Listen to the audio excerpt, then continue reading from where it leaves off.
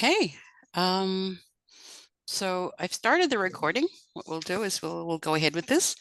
A very good morning to you, good afternoon and good evening, depending on which part of the world you're joining us from, if not right here in PNG. Good afternoon. Welcome to our 7th in the series and 4th this year for the Development Impact Conversation webinar series. The Development Impact Conversation series is a monthly virtual fireplace get together for monitoring, evaluation, impact development practitioners and professionals in PNG, and looks like we're going global now. So Papua New Guinea and globally for anyone that's interested. It is organized with the aim of building a critical mass of thinkers and practitioners in the sector, working collaboratively to equip and support each other to create shared values in the sector. So my name is Rosalia Boyd, and I am the facilitator for this webinar series, and I have been for the past 7 webinars since last year.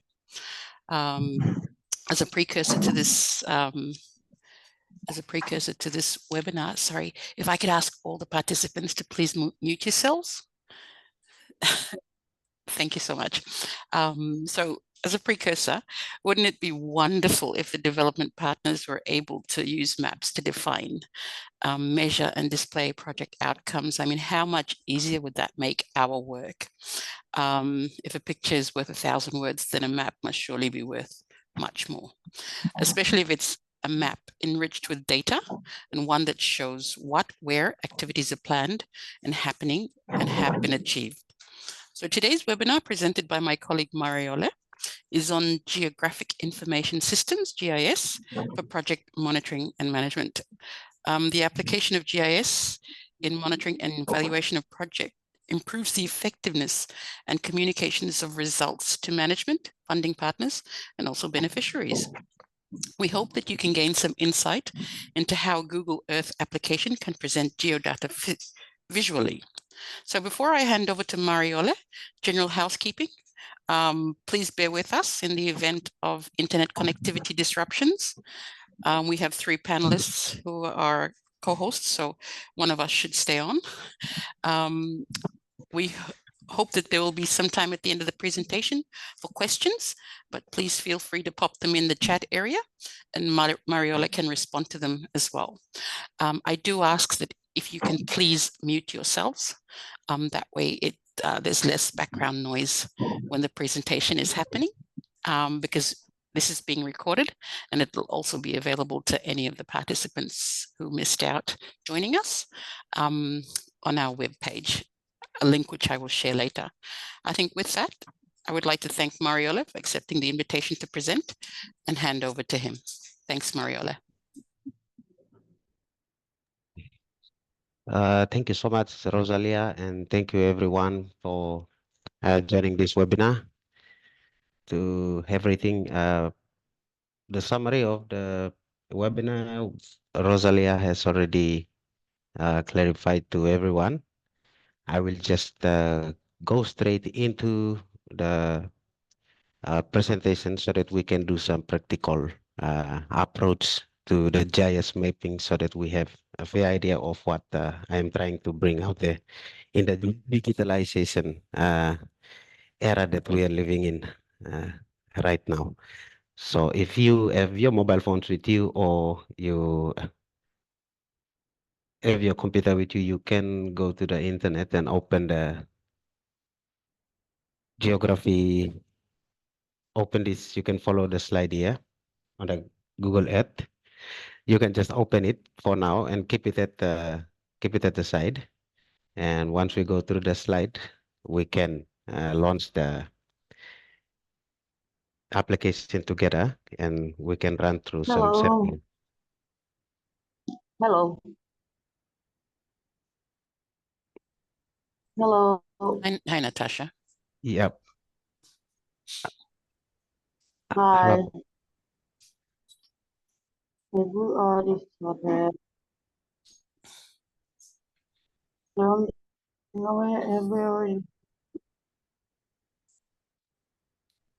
Sorry, Natasha. Can you hear us? Hello? Anybody there?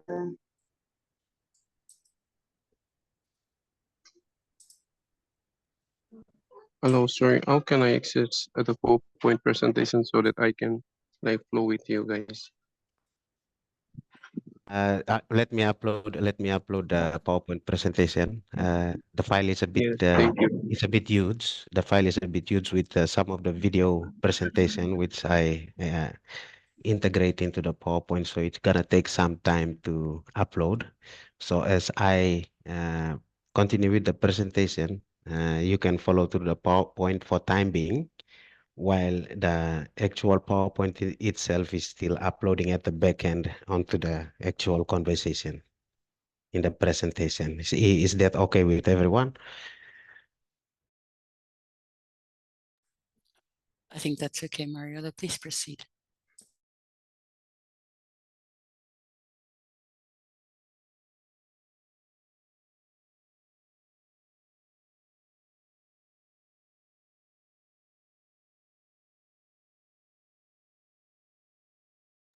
Sorry, Mariole, you're on mute. Okay, thank you. Sorry, I was on mute. Okay, basically, I will give this presentation very short and sharp so that we have time to do a practical sample of how to do a display project information on the live Google Earth. So this is basically what it is, what geography information system is. So it's just the basics of geography, but we are now using data approach to apply it uh, in the space of monitoring and evaluation purposely for that case. So working in a monitoring and evaluation field, we collect a lot of data. We go out to the field, we deal with assessment baselines, and we visit project sites. And then we have all these paper documents with us, and there's lots of writing and lots of capturing data. So now we are trying to do the same approach, but with a more digitalized way of bringing this information and assessment that we collect on the field. We are trying to we are trying to make it more digital and to visualize it to our partners, stakeholders, and our donors especially. So that instead of that's for the case of us, instead of writing 3 to 4, 5 pages of reports, many pages of reports, we can just use geographical information to just show everything that can replace the too many papers or too many writings, so that people can just see and understand where the project is, how the assessment is going. So it's just seeing and understand. So it's more self-explanatory than we trying to read many number of pages in a report, in a project report or assessment report or any other project reports. So that's basically that. So the points, the explanation, and the definition is given. As I'm talking, you can read through the PowerPoint. It's just straightforward. For the GIS stands for Geography Information System. Uh, I believe you guys can read, so I should not spend time on this slide. I should just move on, and then when the slide uploads at the set, you guys can open and see it later on. So on the interface of the application itself, the Google Earth application, I know some of you have come across the Google Earth Live application. That is the user interface when you go online. It is actually free. The Google Earth application is actually free at the moment. You can access it anywhere as long as you have an internet connection. You can also go to the Google Play Store and you can download the actual application. So you can just go and type Google Earth Pro and then download that application in Play Store, or you can access it direct from the web. So it is accessible in either the Play Store, or you can go direct to the web and you can access it there. So, and that is basically how I put the interface and the features of how to launch it and how to access it. If you have your mobile phone and your data with you, you can go to the web. If you can see the URL up here on the top right, that is the link you can enter onto any search engine or any web browser, and then you can go straight into launching the PowerPoint. Sorry, the Google Earth application. So it will give you different options to whether you launch it on the web, whether you want to transfer it onto a nearby device using a nearby share, which is the nearby share is the default inbuilt feature similar to Bluetooth or wireless connectivity that automatically is integrated with the Google Earth application. So when you click on the Google Earth on mobile, it automatically redirects you to your mobile phone if you have the nearby share feature in the phone switched on. So that is one of the feature. If you wanted to launch it on the computer itself, you can, depending on whichever platform you feel reliable. And to bypass all these features, you can go straight to launching it onto the web. That is, you are using a desktop or laptop. And that's straightforward. So with that, I think we will continue with the basics of uh, do how we can do basic plottings and transfer information and visualize it onto a map. So before I continue, if anyone has any questions, any suggestion or idea, I will give some time for now.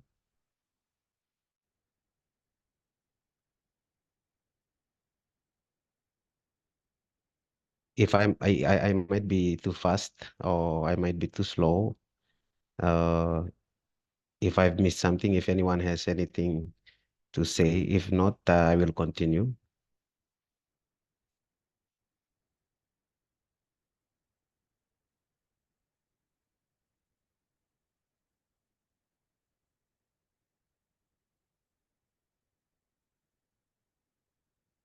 I think we're good to go, Mariole. If they've got any questions, they can also pop it in the questions and answer.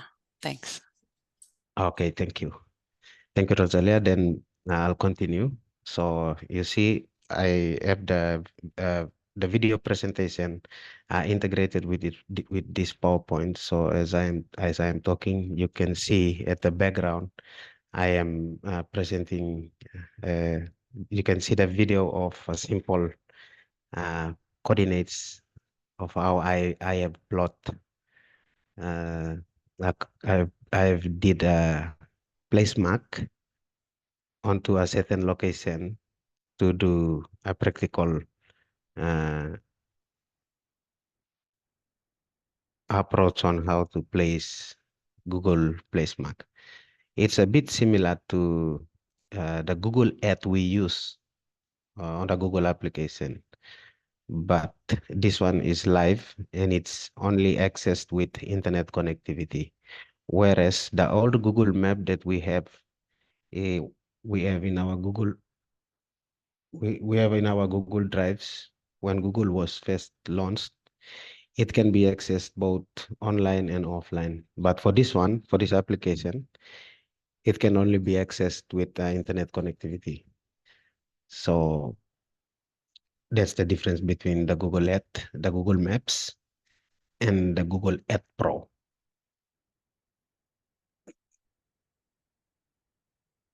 So this is just a simple video of how you can select the different landmarks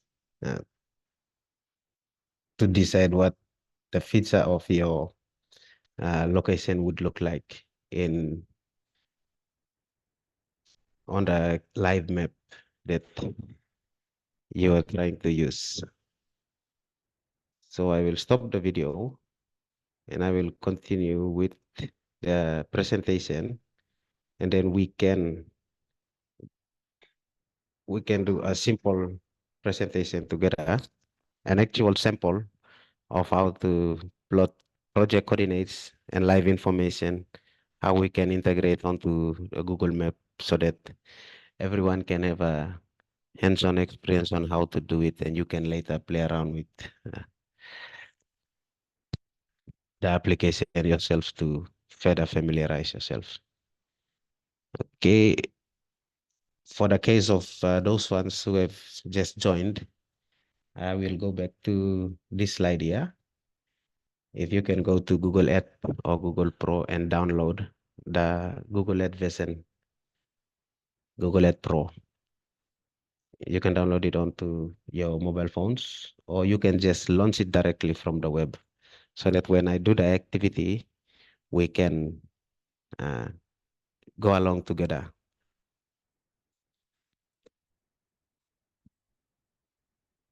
Okay, so I should move on to the next slide, and then, but please feel free to raise your hand or stop me in between the presentation if there's any questions or there's any clarification anyone needs me to clarify or explain further, or should I go back to another slide which I might have not explained properly. Please feel free to ask me to explain further.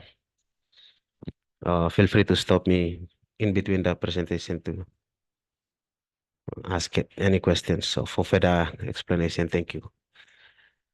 Okay, so this is just the basic steps of what I have already explained in the first slide on how to go and open the application online, or you can either download it from the Google Play Store.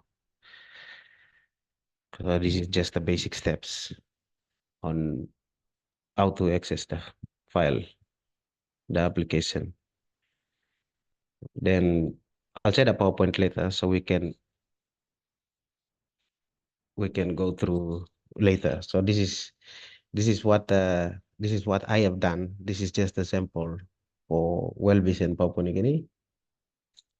This is just a simple well-vision topology, project topology, we say.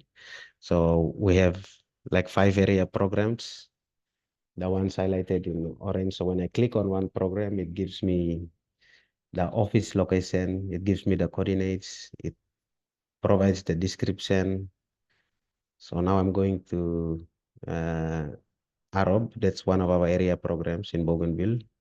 So when I click on the place mark, it gives me the photos. It also shows me the type of projects available and active in that current area program. And it also describes the type of project going on and the number of beneficiaries impacted and all this necessary information. And we can also include the link of those projects. If it's related to a website, you can attach the link of that website in that place mark also. So when you are viewing this information live, you can click on the place mark and it will automatically redirect you to the website that contains everything about the summary that you are seeing on the live map. So that is the advantage of this Google application we are using. So this is just the basic topology of well-vision PNG that I have done across the country. Okay, I think we will go straight to do one. We'll do one live project. We will do one live project now. So we can familiarize ourselves on how you can visualize your data on the map, on a live Google Map. So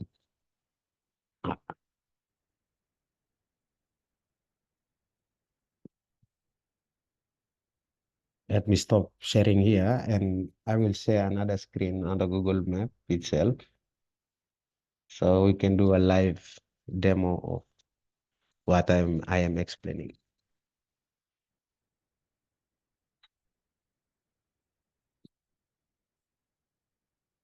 Okay, so can everyone see my user interface?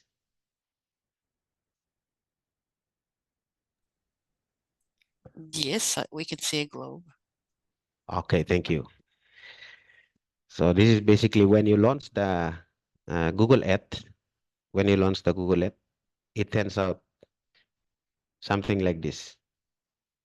So this is the Google Earth, the live, once you launch it on the map. So it gives us the globe on a 3D model, on a 3D basin. So this is basically the interface of the Google Earth itself when you launch it. So it turns out to be like this. And then we wanted to, if you come down to the top bottom right, if you hover onto this little circle here, you will see it says show your location. So when you click on it,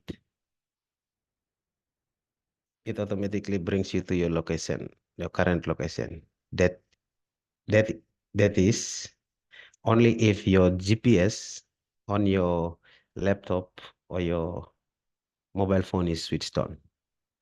For my case, it's bringing me to a wrong location in Australia, which means my GPS on the laptop is switched off.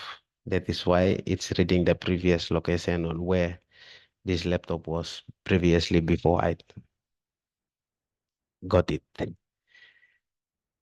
Okay, so now I'm switching my GPS on, and now I can see the map uh, on a live module. There's a live module interface. It's in 3D version, and I can switch to 2D. And it automatically, when you switch the different dimensions of Google Earth, it automatically rotates, and it automatically gives you, and you can click anyway to stop on the location or on the direction that you wanted it to show. And when you want to stop the rotation, you can just click anywhere. If you wanted to go back to the true north, you'll just see the spatula of the direction. You can click on it and it will give you the option to reset the location back to true north. So now I have reset it to true north, but it's in the 3D dimension. Sorry, 2D dimension. And now I am resetting it back to switching it back to 3D dimension. So for instance, if I want to plot a project coordinate, I have to identify one location if I want to insert a project document. So project document or project assessment, project data, anything. So to speak, let me go to one island here. So if I come to this island in Samarai, somewhere in Samarai, I can zoom in. Apologies because your computer might be a bit slow while using when using this application because it takes up a lot of processing memory and it uses up a lot of data. That is why some of you might be slow in loading up this application because it uses up a lot of memory and a lot of data. That is why I am advising you guys to use it on a mobile phone. So using it on a mobile phone is much more faster than navigating using a desktop. It might slow down the processor of your computer or your PC. But as you use it, as time goes by, it automatically adapts to the usage of your computer, and it operates a bit faster. So if I say I have a project in here, so I can just zoom into that location based on your own local knowledge or your own understanding of the geography of the area that you have your project active, and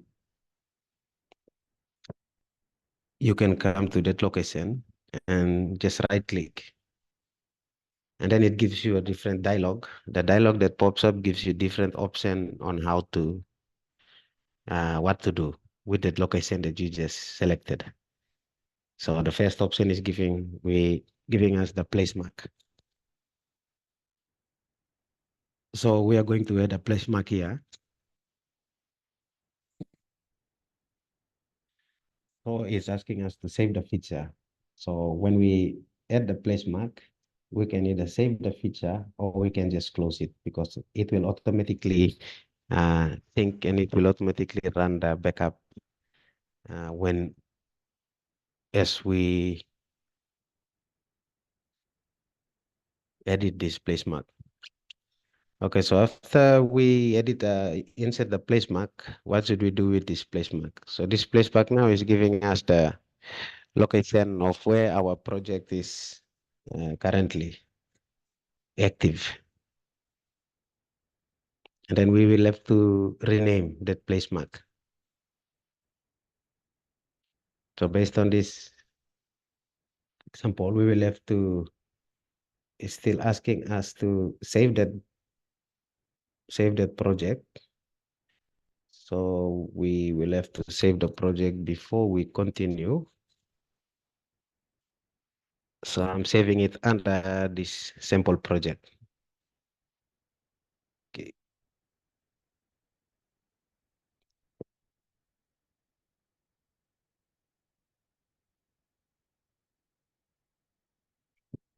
So when I'm saving it under a sample project,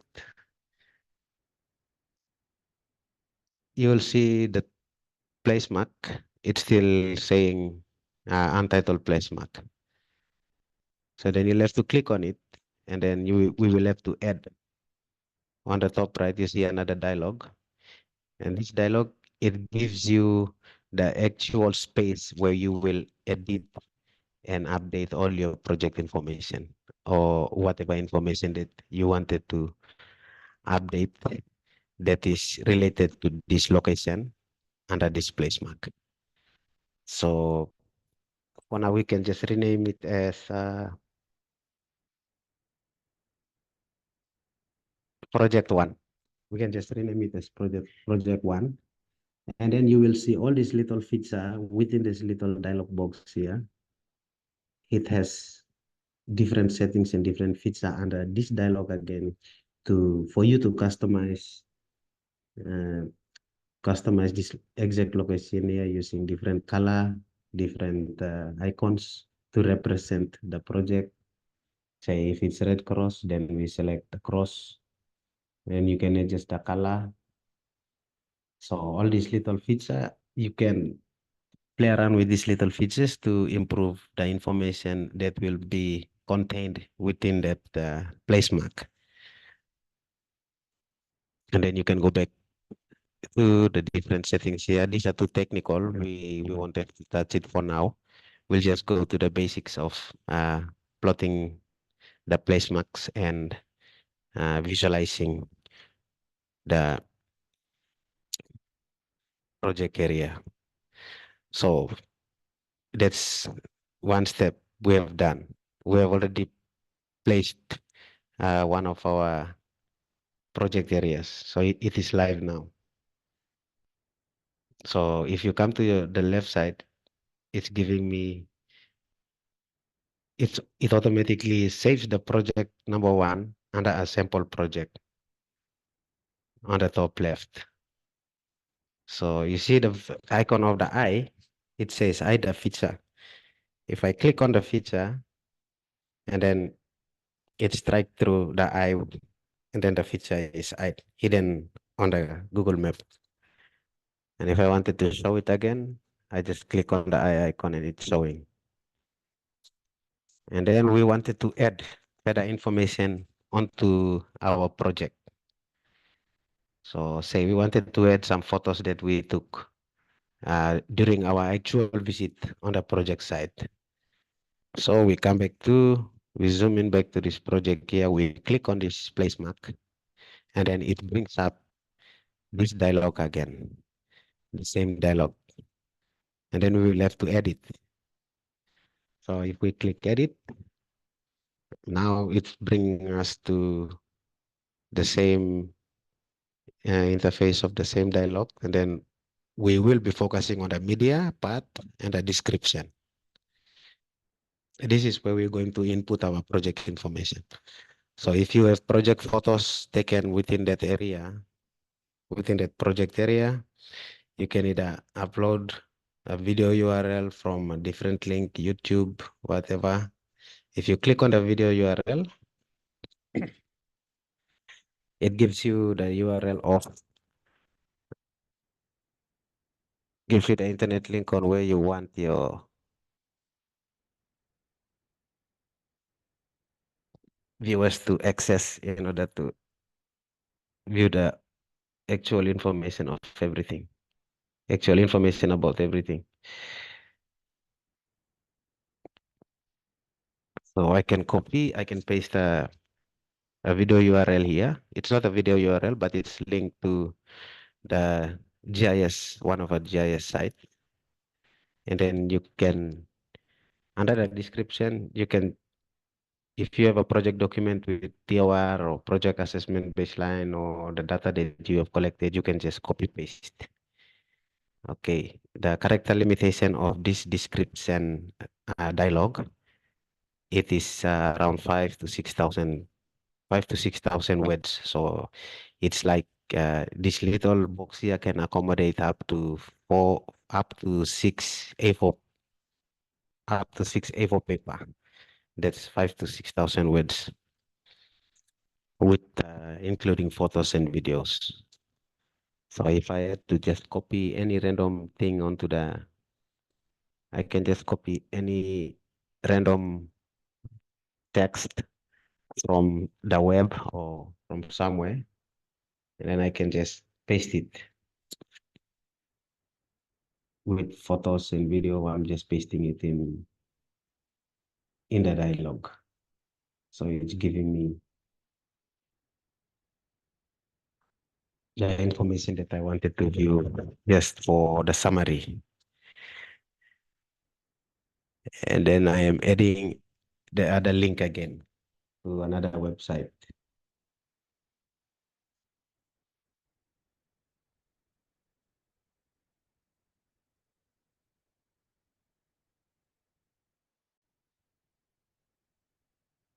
And then that's done. The information that I wanted to plot and I wanted to input into the project GIS, it's done. And it automatically saves onto the Google Drive of the current email or the domain that you are using. When I'm talking about domain, I'm referring to the email that you are using. Whether if it's your personal Gmail or if it's a work email, that's the domain. And this project here, it automatically saves at the back end onto your domain. So you do not have to worry about finding where to save it. And then I can close it, and then I am hiding it, and then I'm going back to my location. So the project is hidden. The project is hidden. We are not seeing anything on the map. But the project is hidden, but it's on the side. It's on the side dialog here. It's saved under a simple project. So whenever I want to see the project, I can just go click on this one and it opens up. And then when I click on the actual project itself, it loads up the description of the project, and now it's giving me the dialogue is showing, it's portraying the project one and the description of the project, and then it's giving the link in between the description of the projects. So if I wanted to add media or if I wanted to add photo, I can edit. I can select on edit, and then I can include a media. So I can upload a image or I can upload a video from the drive that I already have. So okay, now I am uploading the webinar file. So it takes time to upload because it will automatically sync the media. It sync it simultaneously. As it syncs the media you are uploading. When it syncs it onto the Google Drive, it automatically syncs it into the project that is available on the Google Map Live. So it is saved on both application. So you can access it anyway, either on your mobile phone or you can access it on your computer or your PC.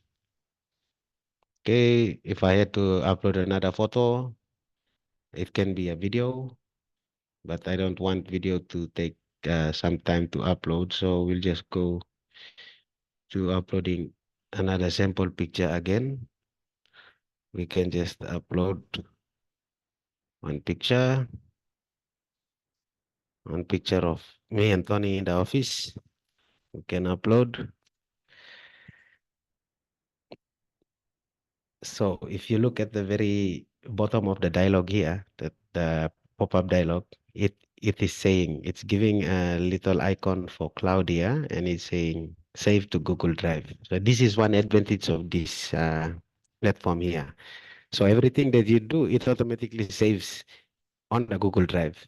So you can access it on your mobile phone at the same time on your PC. So even if your laptop is switched off, you can just go to the drive and export the file in your drive and open it on your mobile phone, and you can view it on your mobile phone. That's one of the good advantages of using this platform here. Okay, and then I will have to put another link. I'm going back to the project here. I am editing it again, and then I am including the link onto the project document.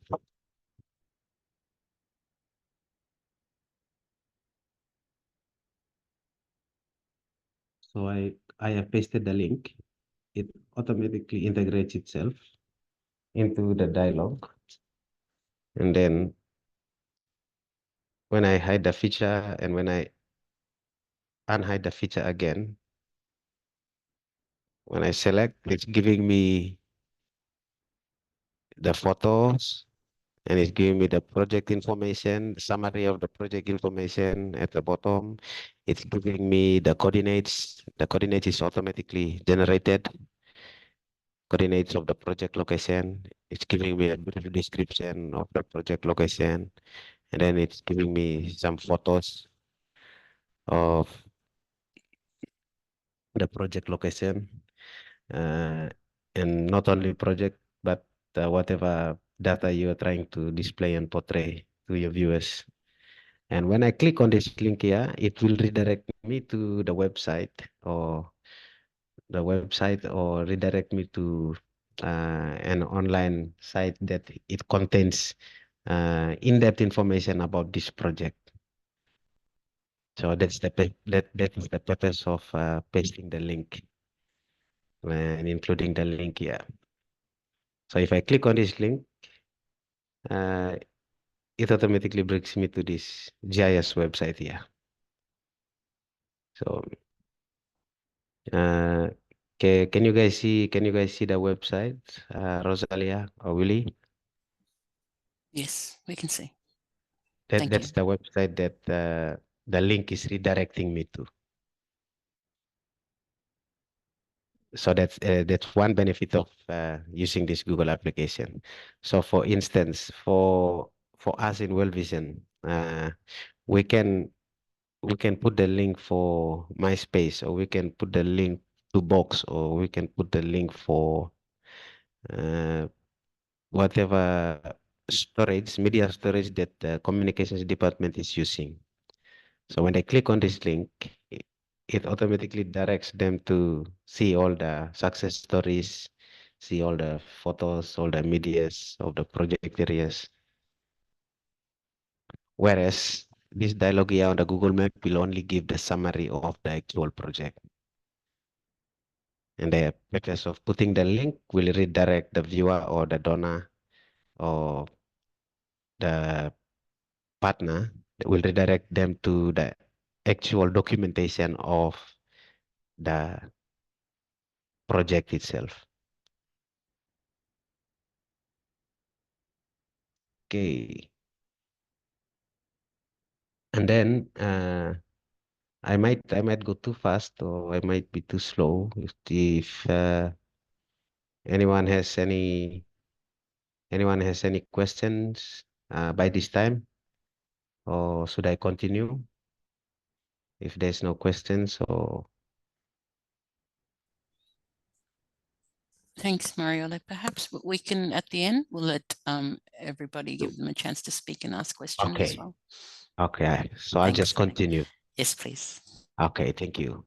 So now I've shown you guys how to plot the project coordinates and how to plot the project sampling of project summary of an actual project, and that's how it looks like. Okay, and now if you are not familiar with the location, where the project location, you can some of the information it's pre-entered with the coordinates provided.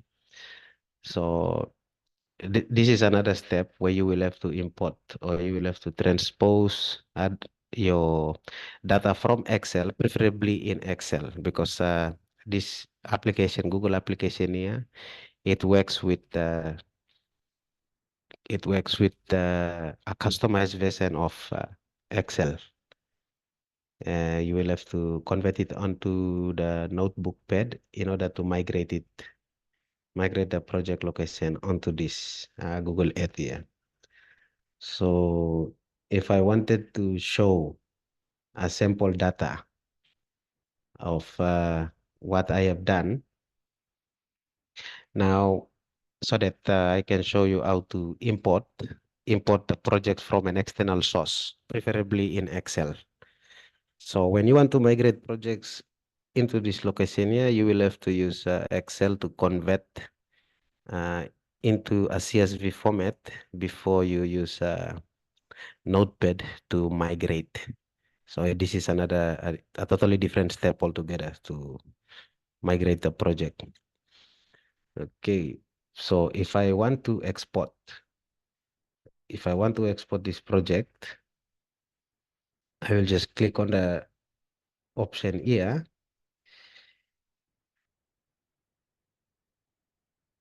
Come to file, and I'll say export. I click on the project here, and then I come to file. That is when I wanted to share, because when the project is saved, it's automatically saved and it's automatically backed up to your personal or your company drive. And if you wanted to share it with the people outside of your organization, or the people that are using a different device, not similar to yours, then you can export and send them the file to open it using the Google Earth Pro. But mind you, whenever you share one of the project files using Google Earth Pro, you have to make sure that the second or third party that is trying to view this file, they have to have that Google Earth application installed on the device in order to in order to view, upload and view. So if I export, I can just save it as sample project 1, and then it is it will automatically save under this format here, the KML format. KML means keyhole markup language. That is a different format of the Excel that I am using to migrate and export. So once I have exported, the file now looks like this. Now it looks like this. So it automatically converts to the, what should I say? It converts to the web, the notepad format. It converts to the notepad format, but the contents in the actual file itself is in a KML format. If you guys can view, this is the KML format now. It looks a bit complicated and confusing. Don't worry too much about this. It's just the format of the project that we just created. And when we export it, it automatically converts itself and migrates it into the KML format, the keyhole markup language format. So that's how it looks like. So it looks messy and it looks like a program language data. Yes, it is. It is a program language, a web-based language. That is why it is only able to be open using Google Earth Pro. So once we have migrated it, I will delete this project here. And then I'll delete this project here and we will import again. We will import the same project that we have already exported. So since we already exported, we have a copy saved saved on our desktop. So I have the project sample saved here. And then I will go back to the file option, and then I'll navigate down to we can say the new local KML file, or we can import. So we have already used the export format. We have deleted the sample project that we created. Now we are trying to import the same project that we created and we have deleted in Google Map, and we are trying to re-import it again so that it will show on the Google Earth. So I come to file, I go back to select import here. If you can see on the side, there's shortcut also. We can use the shortcut Control plus L for import and Control plus E for export. So for now, we wanted to import the file, the project that we created and we deleted. So we go to import, and now you see it's converted, and these are all the KML files in Notepad format. They are in Notepad format, but the content is in a web language called KML. So this is the project, the sample project that we have created. And then I will just open it, select the project, open it. And then you can see it automatically opens the project on the Google Map. So we can come to here and we can fly to the project. Select this one, we can fly to the project area, and it brings us all the way down to the project area. And then we click on it. It gives us the exact information that is saved and converted into the web language, and it is encrypted. So everything we have done, nothing has been lost. It's been automatically saved onto the drive and also saved on my desktop, on our desktop here.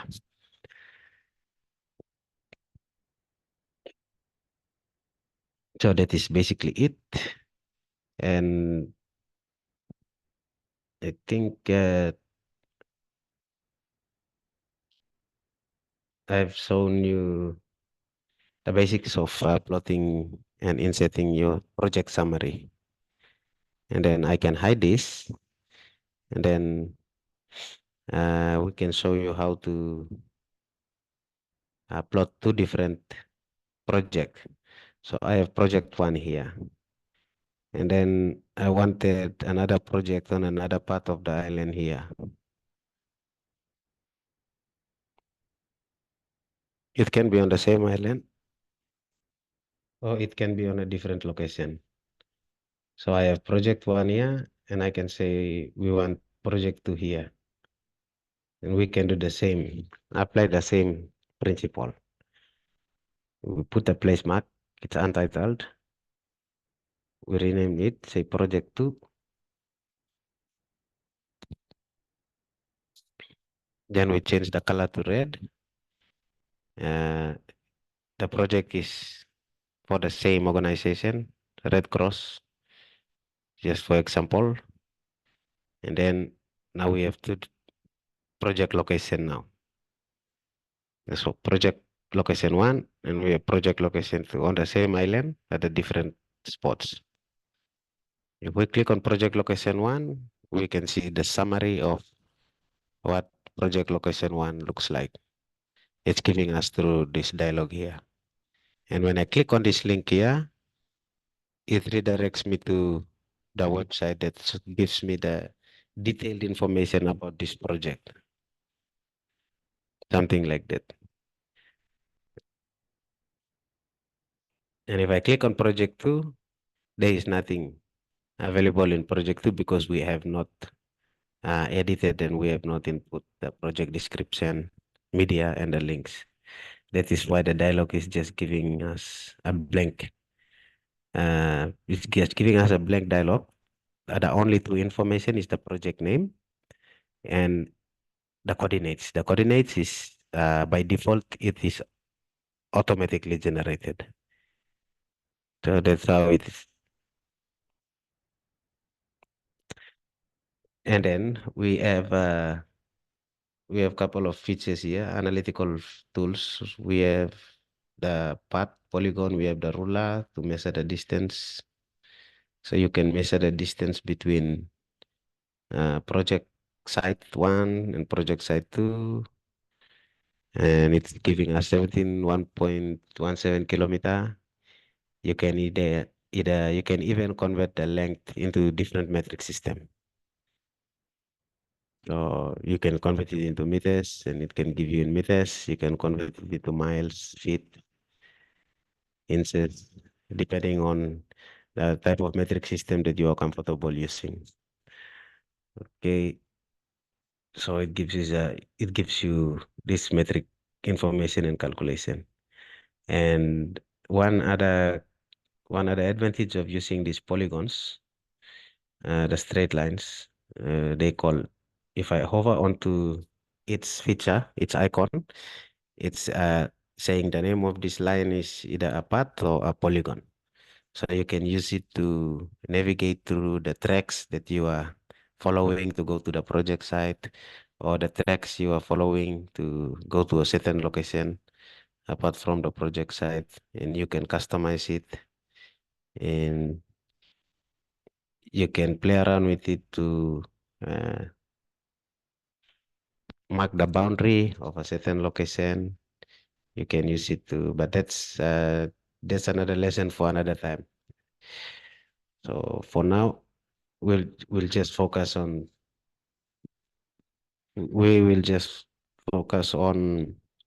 inputting and summarizing the project coordinates. So any information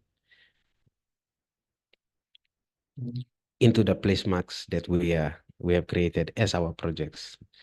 So this is not only useful in the space of monitoring and evaluation, but it can be used in a wide range of other specialties also.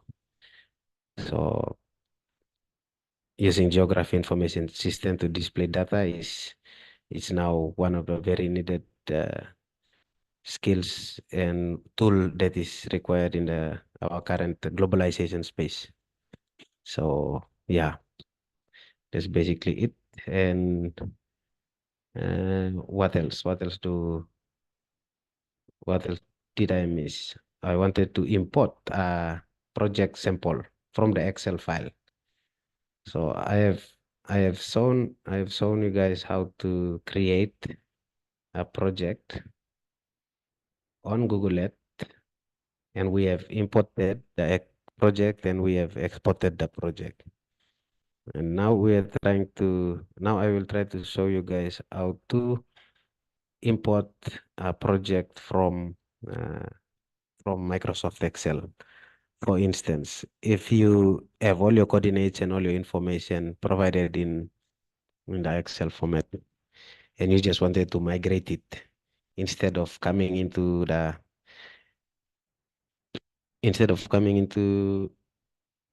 Google Earth application and try to individually create project by project. Even if it's less than 10 project, it's okay. But if it's more than 100 or 200 locations that you wanted to plot the coordinates onto the map, then you will have to use Excel file. Because if you want to do 100 or 200 place marks of projects in Google Map, it's going to be very tiring and it's going to take you forever to complete. So I will show you how to do it how to migrate it using an Excel file. So I will be using a sample data from the National Statistics Office. I will be using a sample data from NSO to try to show you guys what I am trying to import.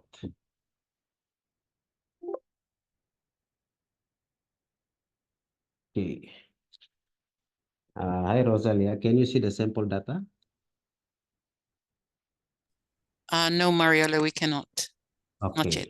Okay. Then I'll just stop the sharing. I'll go back and I think I'll share my entire screen. So wherever I navigate, you guys can see everything I'm doing. So this is the sample data.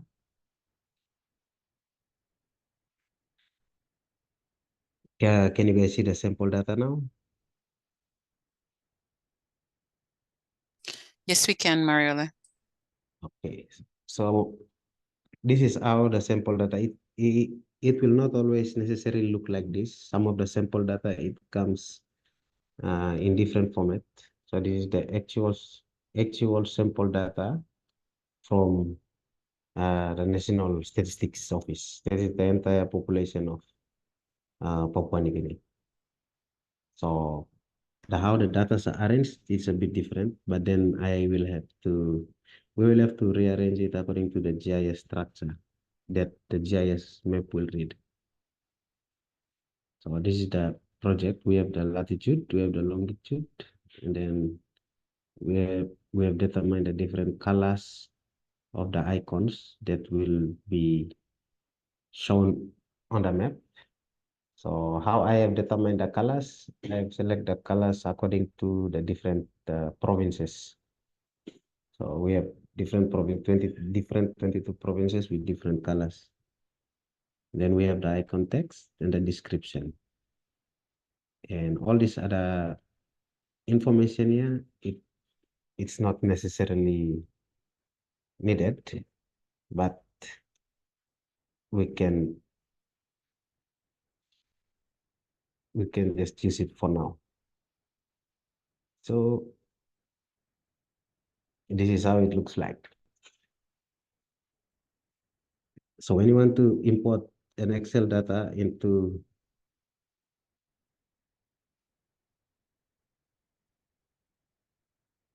Google Earth, Boss Mary, sorry, I think we've gone past the time. Or do I still have time? That's okay, Mariole. We've got until 3:30, so I think probably in the next 10, 15 minutes. Yes, I think can I'll wrap stop around the Quarter past or past. 20 past. Yep. Thank you. So when I wanted to convert this Excel file into the KML format, so then I'm coming to this site here. This is the site where we will have to convert. If I highlight, that's the URL here. This is the link. I can copy and paste I can copy and paste in the chat. This is the link to the site where we can migrate. So when you click on the site, it brings you to this web interface. You can browse the file. And we have the NSO data in Excel. So I'm just importing it, and then it's giving me these two options here, whether I view it on the Google Earth or I view the file on the web page to check for errors before I migrate the file.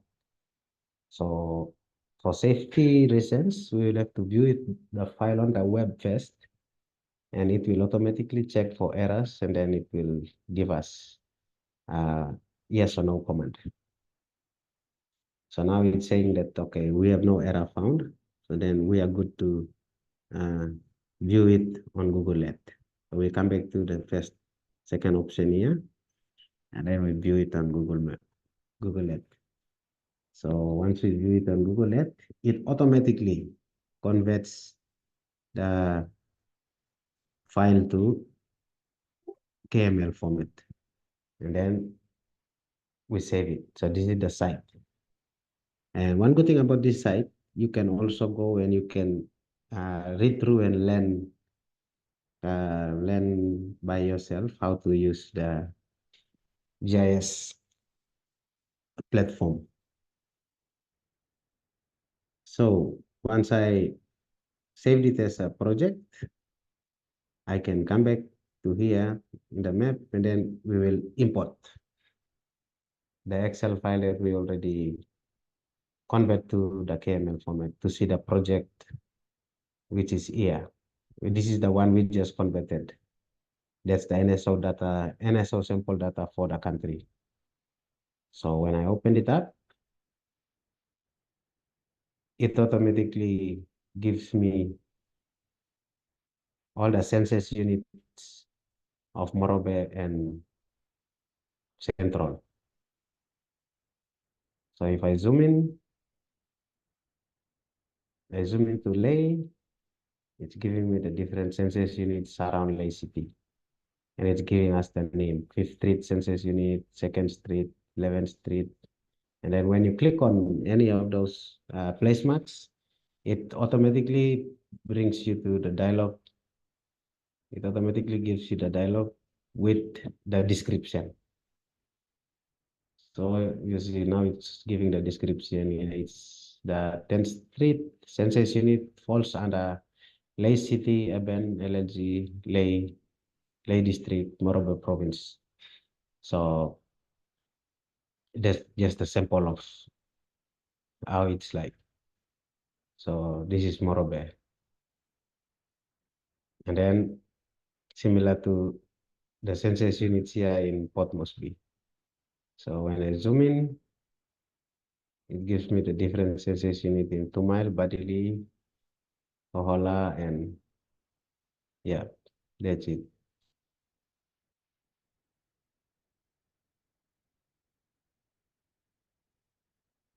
So that's basically what I think I will stop for now, and I can have questions or discussions while I upload the PowerPoint slides.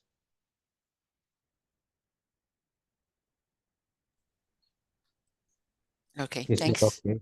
Yes, thank you, Mariole.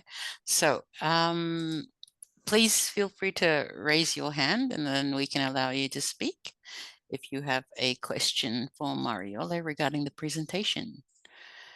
Yeah, we'll take any questions if there are some.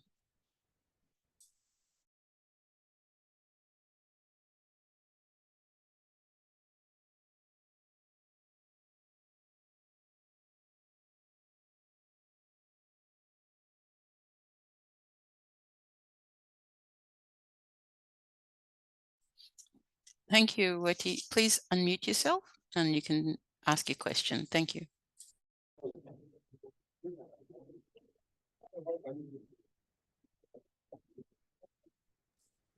Hi, Weti. Sorry, we can barely hear you. Sorry, you guys hear me? Yes, we can hear you now. Thank you. Yes, thank you, thank you. As as a lead person for almost 3 organizations or 4 organizations, this is my pleasure to uh, attend this special webinar. I gain more knowledge and skills there. So I don't have a question. I have just a few suggestions that could you guys send the documents that presented today to our respective emails. Yeah, that's all. Thank you. We most certainly will. So what usually occurs after the presentation is that we have a YouTube site that we upload all the podcasts to.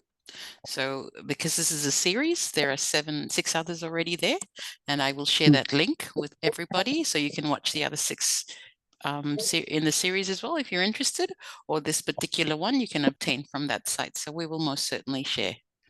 Thank you. Thank you. The other question is that as for me, I came from a remote part of Chimbu, Eastern Islands, Southern Islands, and the Gulf, where the Papua project is. So we had a great amount of wild animals area. So we currently I'm checking a person that has a knowledge background regarding the GIS to map our extend our great amount of wild animals area to where the Papua LNG is. So is there any possibility to help me or to get a funding from the any donor and the government of the day we can to extend this work? Yeah. Thank you, Reti, for the question. What we can probably do is Mariole might have some contacts that he could put you in touch with. Perhaps you can take that. We'll take this conversation offline and you can communicate with Mariole. I'm sure he's got an extensive network of other GIS folks that he knows and speaks to that might be able to assist with that. But thank you. Thank you. Thank you. That's all. All right, thank you. Hi, Andrew. We'll take your question now, please. Please unmute yourself.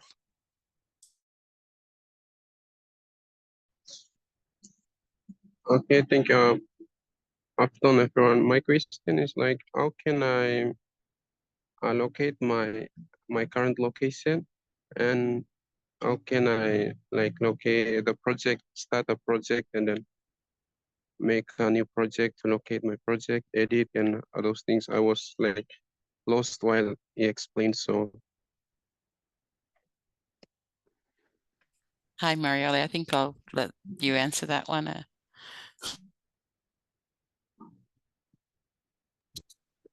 Thank you. Okay.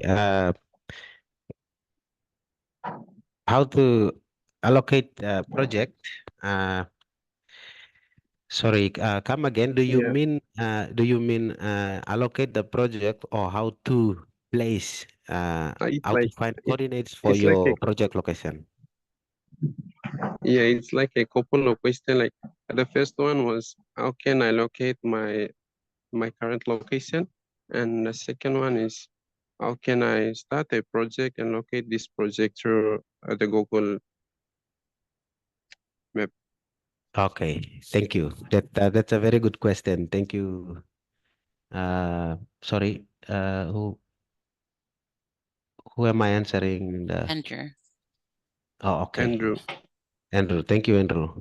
So, how to know where your location is?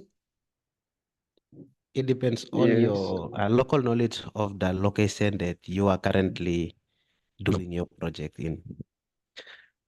So if you are not using, your, uh, if you do not have any connectivity in that location, and if you want to know where your, how to get the coordinates, am I correct? How No, I to get coordinates for your location? You can use either Google Map or you can use any map, either if it's Google Map or you can use this. You can just I based do on your have local knowledge, the Pro. based on your local knowledge of that project area that you are in. Say if we give Yes. we give an example of project location.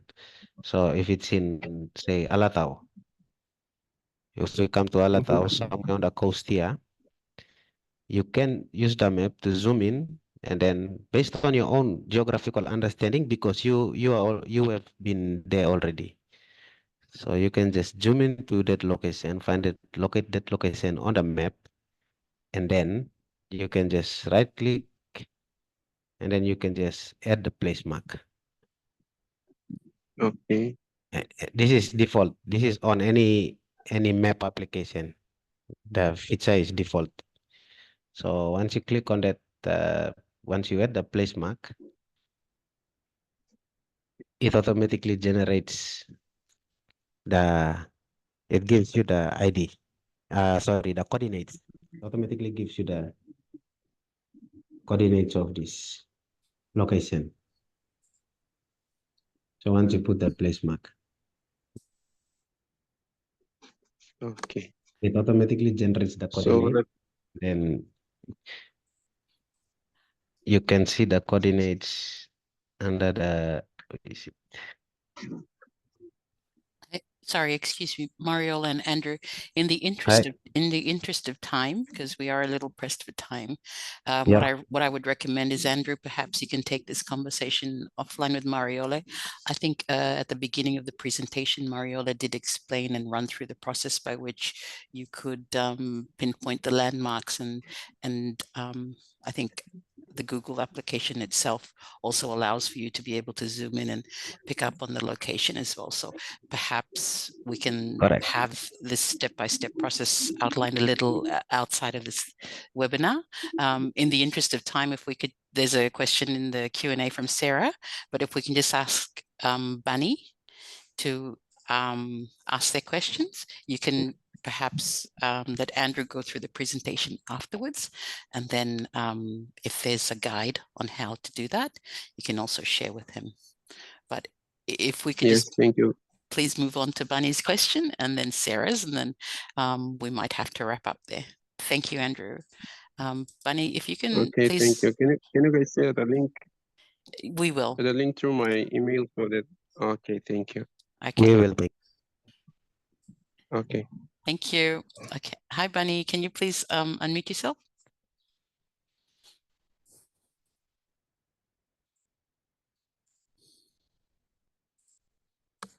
Hi, Bunny. Do you want to unmute yourself and ask your question?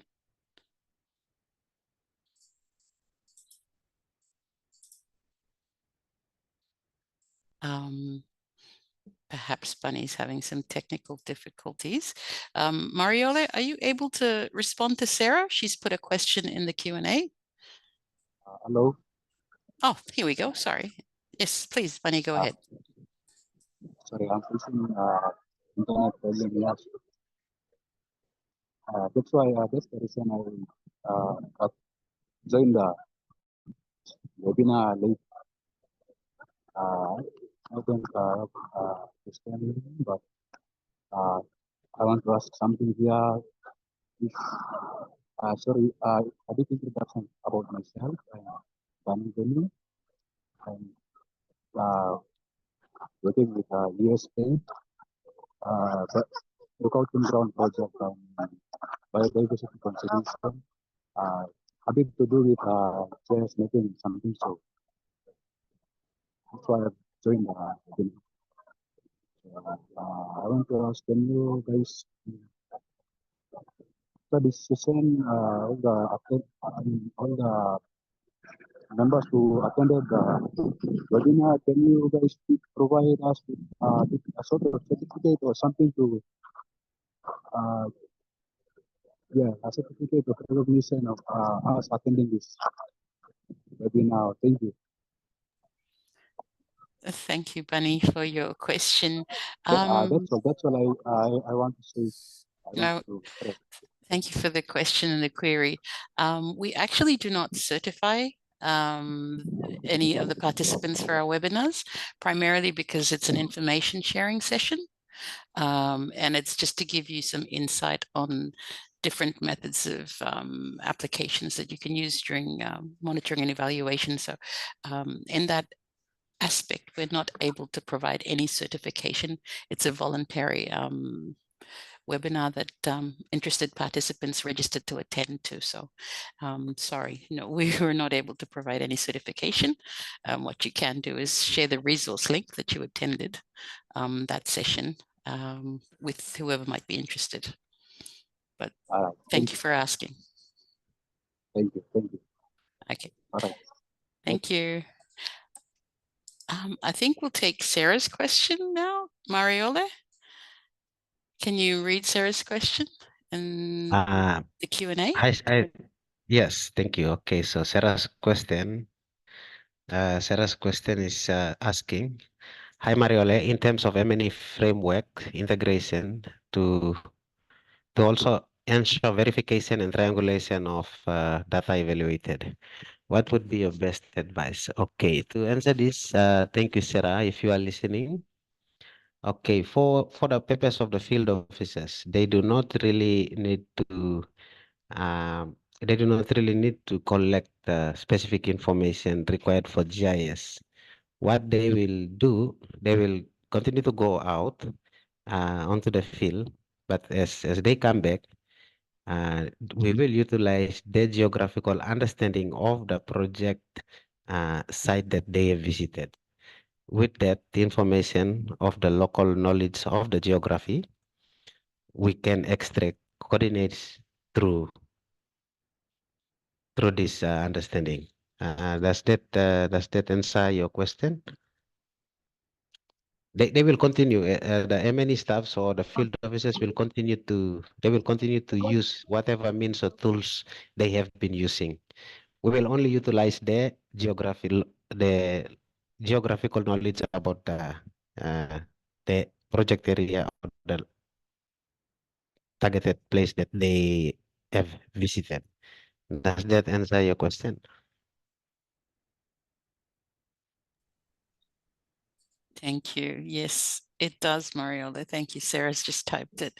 I think a particularly interesting question that might lead on from Sarah's question is one from Wayne. So if you can perhaps respond to that as well. So Wayne is asking, some Android phones have geotech locations. When take photos of the project site, the coordinates also attached to the project of the photos. Can the coordinates on the photos be entered on Google Earth and will it take you to project site? Correct. Hi Wayne, that is correct. So this geolocation, it's auto-generated. So your question is like you've already answered your question in the last part of your question. You have already answered that question. So yes, some of the depending on the different features of the phones, some phones they do have auto-generated coordinates in the features inbuilt. So whenever you take photos, it gives the coordinates. So that is one advantage of that. Does that answer your question? Okay, so how do we enter the coordinates on Google Earth? Thank you, Wayne. So the coordinates in Google Earth, you will see the sets on the top left,